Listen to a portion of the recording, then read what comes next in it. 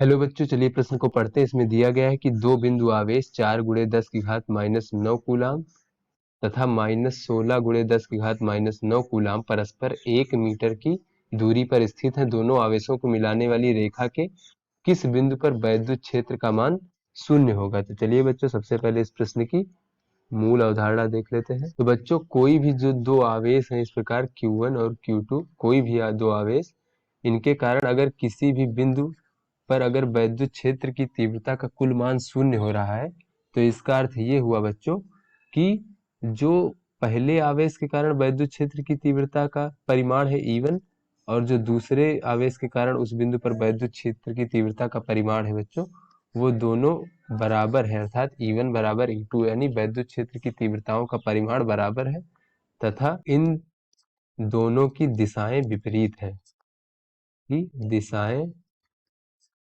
विपरीत है।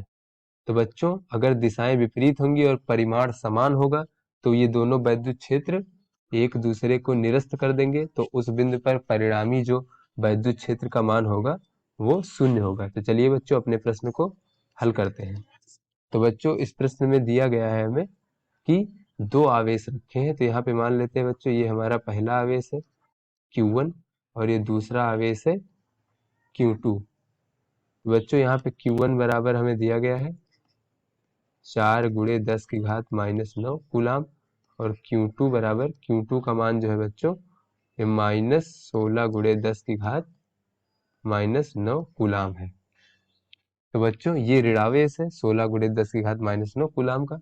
तो बच्चों, इसमें प्रश्न में कहा गया है कि इन दोनों आवेशों को मिलाने वाली रेखा जो कि इस प्रकार होगी बच्चों, इस मिलाने वाली रेखा के किस बिंदु पर वैद्युत क्षेत्र का मान शून्य होगा, और जबकि इन दोनों आवेशों के बीच की दूरी 1 मीटर दी गई है बच्चों। तो ये दोनों आवेशों के बीच की दूरी 1 मीटर है।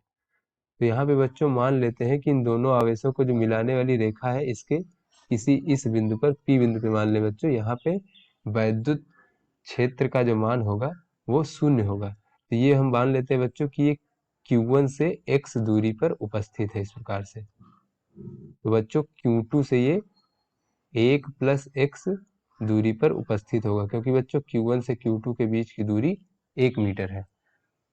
तो चलिए बच्चों, यहाँ पे अगर वैद्युत क्षेत्र का मान शून्य होगा तो इसका अर्थ ये हुआ बच्चों कि यहाँ पे दोनों का परिमाण समान है तथा दिशाएं विपरीत है। चलिए देख लेते हैं बच्चों, ये Q1 हमारा धनावेशित है और जो Q2 है ये ऋणावेशित है, क्योंकि ये -16 गुणे 10 की घात -9 कूलाम है।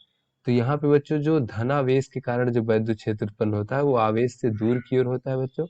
तो ये हमारा E1 वैद्युत क्षेत्र हो गया, इसकी दिशा, तथा ऋणावेश के कारण जो बच्चों वैद्युत क्षेत्र उत्पन्न होता है वो ऋणावेश की ओर उत्पन्न होता है। तो बच्चों ये हमारा E2 वैद्युत क्षेत्र हो गया Q2 के कारण इस बिंदु पर।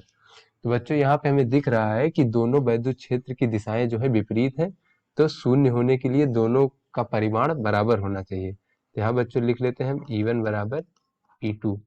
तो चलिए बच्चों, अगर E1 का मान लिखे तो हो जाएगा 1/4 पाई एप्सिलॉन 0 गुणे Q1 का मान अगर देख लें तो 4 गुणे 10 की घात -9 कूलाम, और भागे बच्चों इनके बीच की दूरी का वर्ग। तो बच्चों Q1 से इस बिंदु के बीच की दूरी x है, तो x का वर्ग हो जाएगा। उसके बाद बच्चों E2 का मान लिखे तो 1/4 पाई एप्सिलॉन 0 गुणे Q2 का अगर परिमाण देखें बच्चों तो ये हो जाएगा 16 गुणे 10 की घात -9 कूलाम, भागे इनके बीच की दूरी 1 + x का वर्ग। तो यहाँ से बच्चों दिख रहा है कि ये कैंसिल हो जाएगा और ये 10 की घात 9 भी कैंसिल हो जाएगी। उसके बाद बच्चों 4 चौक 16। तो चलिए बच्चों, इसको और आगे हल करते हैं। तो हो जाएगा ये 1/x का वर्ग बराबर 4/1 + x का वर्ग। तो चलिए बच्चों, इनको अगर हम उलट दें तो ये x का वर्ग बराबर प्राप्त हो जाएगा 1 + x का वर्ग भागे 4। बच्चों यहाँ से हम लिख सकते हैं 4x वर्ग बराबर 1 + x का वर्ग। तो बच्चों अगर हम दोनों पक्षों का वर्गमूल ले लें तो बच्चों ये हो जाएगा 2x बराबर ±1 + x। तो यहाँ पे बच्चों एक बार हम धनात्मक मान लेंगे, तो धनात्मक मान लेने पर, बच्चों धनात्मक मान लेने पर यहाँ पे हो जाएगा 2x बराबर 1 प्लस एक्स। तो यहाँ पे बच्चों x इस पक्ष में आएगा तो हो जाएगा x बराबर 1 मीटर। उसके बाद बच्चों अगर हम ऋणात्मक मान ले लें तो बच्चों ऋणात्मक मान लेने पर हो जाएगा 2x बराबर माइनस का 1 प्लस एक्स।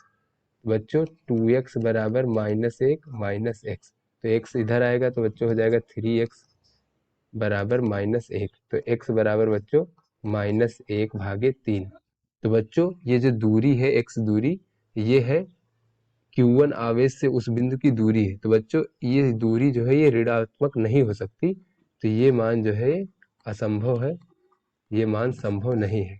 तो x का जो सही मान है वो x बराबर 1 मीटर होगा। अर्थात बच्चों जिस बिंदु पर वैद्युत क्षेत्र का मान 0 होगा वह बिंदु q1 अर्थात 4 × 10⁻⁻9 कूलाम आवेश से 1 मीटर की दूरी पर होगा, तथा जो Q2 आवेश था बच्चों -16 × 10⁻⁻9 कूलाम से 2 मीटर, क्योंकि 1 प्लस एक्स था तो 2 मीटर की दूरी पर जो बिंदु होगा बच्चों वहां वैद्युत क्षेत्र का मान 0 होगा। तो आशा करते हैं बच्चों ये आपको समझ में आ गया होगा। धन्यवाद।